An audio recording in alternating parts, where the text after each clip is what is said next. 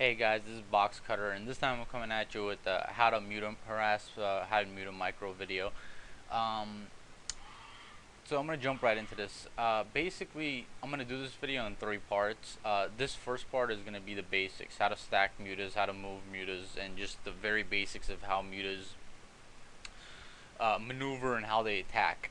And the second portion of it is gonna be um, a training map with me showing you where to go in, what angles to go in, and how to kind of maneuver around an enemy player's base and the two types of attacks. And the third portion of it is going to be very short, maybe like 30-second clip of me using the techniques in the first two videos in an actual game. Okay, so let's just jump right into this. First thing you need to know about mutas, well, you need to know how they move. Mutas kind of move a little bit more differently than um, other units. They kind of square off their corners when they turn, and they do weird turns. So you need to get into a game and move mutas around, kind of get a sense of how they move specifically as a unit. Okay, the second thing you need to do is get a sense of the timing between two attacks. Okay, the timing between those two attacks is very important, and the reason it's important is because you need to be able to gauge when you go into an enemy base, you attack, you pull back out, and when you're coming back in for the second attack again, you want your mutas to be ready to attack. You don't want them lingering over enemy units, because then they're going to be susceptible to storm or marines or archons or just anything. You don't want them to get hurt. And that's my third point, is you don't want your mutas to be killed. It's better for you to do less damage and keep your mutas alive than it is for you to do more damage and have your mutas die. Because as long as these mutas are alive, your enemy cannot, especially specifically Terran, cannot leave their base.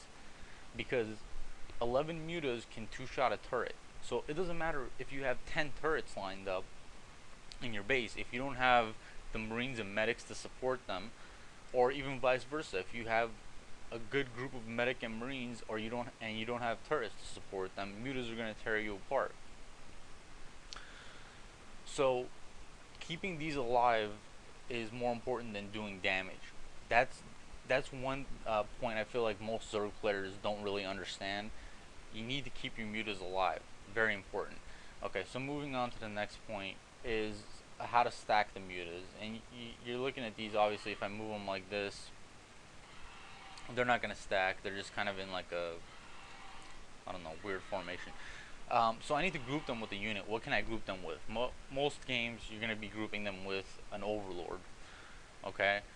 You can also, if you, by any chance gotten burrow, you could burrow a zergling and group them with that, or um, you could pretty much group them with any unit. But the most popular choice is an overlord. So group them with an overlord, and and that's when you move them around. They stack to something that looks like one muta. Okay. And what does this do? Well, this serves a couple of purposes. Number one, it doesn't let your enemy know how many mutalisks you have. It doesn't let your enemy target the mutalisks that are weaker or lower HP. And it also makes all your mutas attack at one time in a concentrated group of fire, depending on which type of method you use to attack. Okay? So that's what I'm going to go into next. The two methods of attack. The two methods of attack are hold position and right clicking. Okay? When should you use hold position and when should you use right click? Well, okay. If you are trying to target a specific target, for example, a turret, then you need to be using right click. Because hold position, what it does is it sprays. Okay, and I'll show both of these off in the next portion of the video. But hold position sprays kind of out, and you can never use hold position to its full potential unless you have a full group, which is 11 mutas. I mean, you can do it with 10. 9 is kind of dicey, but you can, I mean, well, that's a lot of zealots trying to come to my base and kill me or something. You can do it with 10, maybe 9, but really you need the 11. you need the 11 you need the 11 mutalists to be able to do it properly. Just because the spray isn't the same, you know, and to give you an example, it takes four, or I mean, takes 5 mutalisks to kill one marine because mutalisks do 9 damage per hit, and obviously marines have 40 health, so you need five. You need like 7 to kill an SCV, one more basically than what their HP is, unless you get the upgrade. That's the second portion of this, that's the other thing about the video, and these two kind of link together.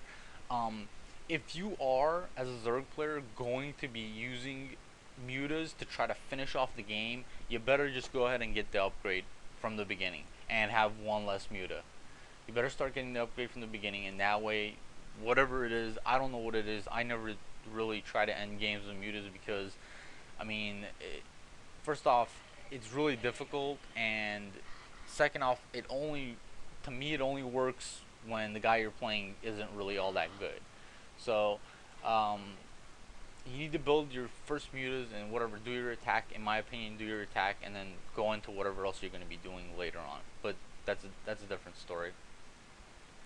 So moving on to the next portion of the video, which is going to be the training map. I'm also going to be posting the training map on Rapid Share so that the guys who watch the video, you can pick up the training map as well.